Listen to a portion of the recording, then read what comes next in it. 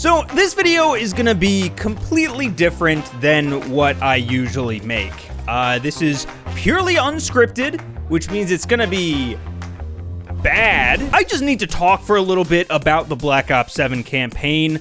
I just finished it maybe an hour ago. I was about to write up like this whole big review, but genuinely, I don't even think that's worth it. I just want to talk about it though, because it's like no other COD campaign I've ever played, and in some ways that's kind of good, but in other ways it's pretty bad. Endgame though, I actually really like that. I haven't played a ton of it so far, but you know, in my little bit of playtime, I dig it. I think it's solid. It just feels strange that it's like a completely separate progression system, completely different like gameplay loop to the actual co-op campaign, because the co-op campaign already is some weird other amalgamation of Warzone mechanics and Avalon POIs. Like it seems like they made two different like versions of what the gameplay could be for this thing, and I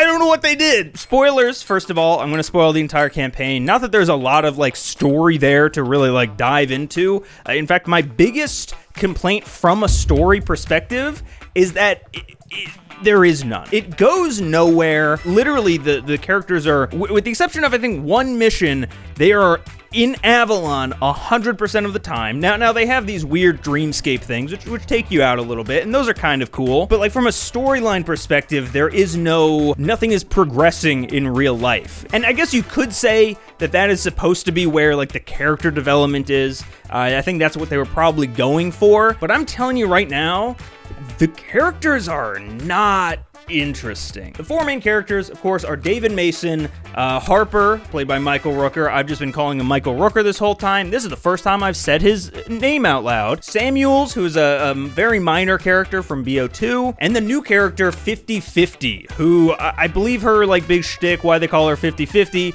is she is 50% robot, which is really cool. I think there's a lot of potential there, because one thread that they set up in BO2 was the idea of like robotics and like automation coming to get us, right?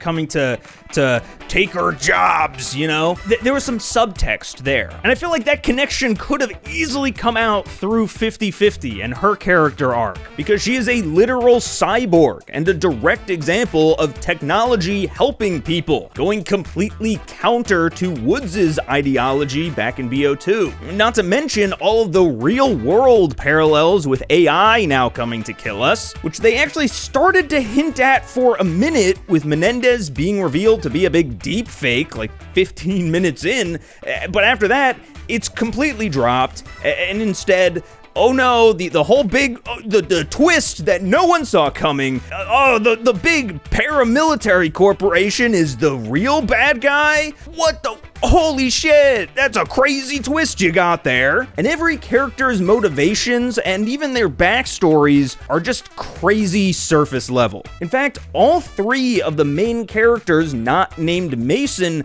have their entire character arcs shoehorned into a single mission, and none of them are really like built out at all. For instance, Samuels, apparently back when he had to defend the president at the end of BO2, he chickened out. I don't even remember if that was in the campaign or not. If it was, it wasn't memorable enough for me at least. And so they spend about 8 to 10 minutes on that, and then they move on, because now they have to talk about Michael Rooker's, his demons are that Salazar, he trusted Salazar, again back in BO2. But then sandwiched in between both of these like 8-minute sequences is just like a random bit about 50/50. Like we're in her head for a minute, and I don't even remember what her story was about. And so you have these three, what I think should have been like major character moments, smushed into a single mission. But then meanwhile, like, you know, the other like 5 or 6 dreamscapes, hellish nightmares, all have to do with Mason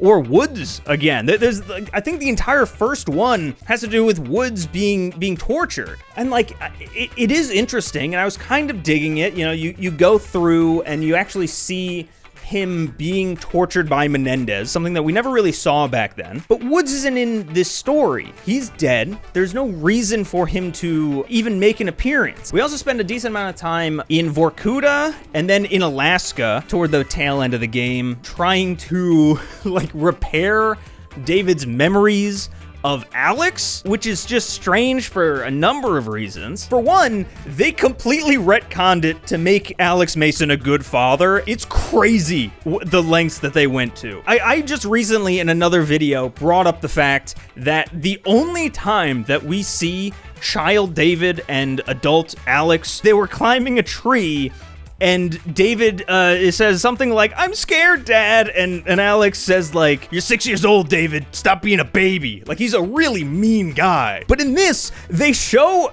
almost the exact same scene of like David climbing the tree with Alex in it, and he says something like, he says, "Daddy, I'm scared," and Alex is like, "You can do it, champ. You got this." And it's like, what the fuck are we doing here? I like Alex Mason, but like, why are we just deleting the fact that he's kind of a shitty father? In my head, that's like part of his big flaw, is that he's a dick.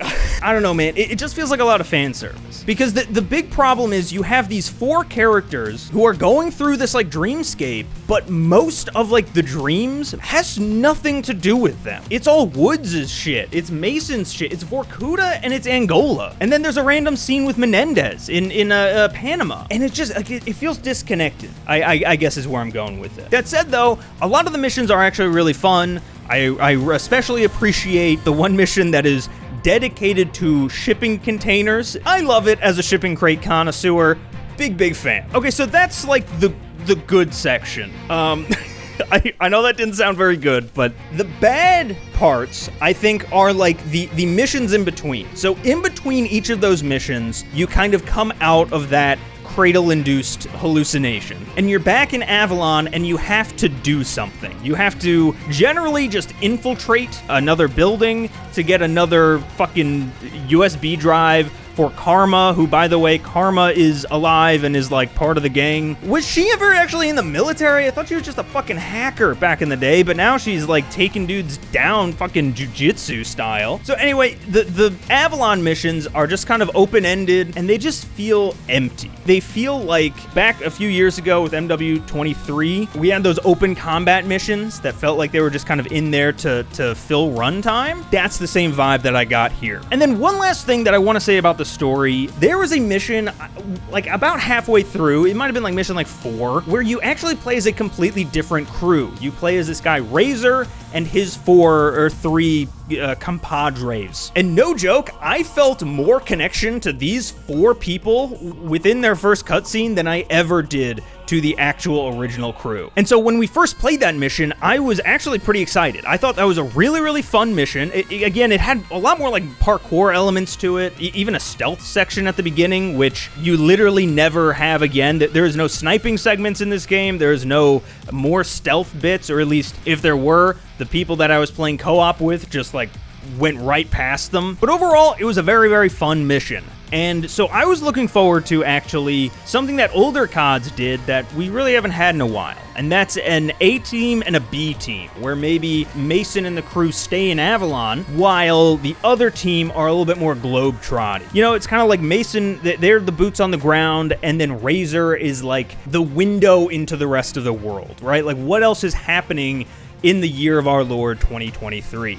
2035. What year is this? But that just doesn't happen. This is literally the only mission where you play as these guys, and the only reason I think that it exists is because they set up in the following mission that there's some kind of mole, and then like an hour later they just sort of offhandedly mention, oh yeah, that mole was actually Razor. Whoopsie, didn't see that one coming. And he just like on a dime shifts to an evil villain with zero motivation whatsoever. It literally happens off screen. Like, Karma literally just tells Mason, like, hey, turns out it was Razor who was the bad guy. And then he teleports to Avalon all of a sudden, and he's another boss fight you gotta take down. And then they just move on like nothing ever happened, because it was only in here to fill runtime. I cannot stress enough how much of this game didn't need to exist. I do also want to talk about mechanics quick because, you know, all of what I said can usually be overlooked as long as the gameplay is good, and the general shooty run jump, you know, it's Call of Duty, so like it always feels good on the sticks, but there's a couple of like design choices that to me don't make any sense. Rarities are in the campaign for some reason, but they're not. So you start out the campaign, you have all white weapons, a little problematic, but whatever. But then eventually, I think it's maybe like the second mission, you come across a workbench, you go up to, and you turn your weapon green. And so at first when I saw this, I said, oh, okay, there's a rarity system. There must be like a million of these workbenches around, you know, every level so that I could like keep my gun, and right now it's green. This one gun will keep increasing its rarity, but that's not how it works. Instead, now that you activated the workbench, every gun that you pick up is just green now. And then like 3 or 4 missions later, when you get to the blue workbench, the same thing happens. You get it, and then everything's blue now. And they say that it's a damage increase, but at the same time, the enemies are getting stronger, so it doesn't feel like it has a purpose. There were these abilities, like they call them minor and major, not augments, but abilities. It might have actually been abilities. Things like the grapple hook or the super jump. And I really felt like the game would have benefited from some kind of loadout system where you chose that going in. Because instead, the system that they chose is like a weird, you go up to these like file boxes that are scattered around the world, and then you open it up and there's 2 choices you can make. You can say, I want this or I want that, and you just swap out what you have. But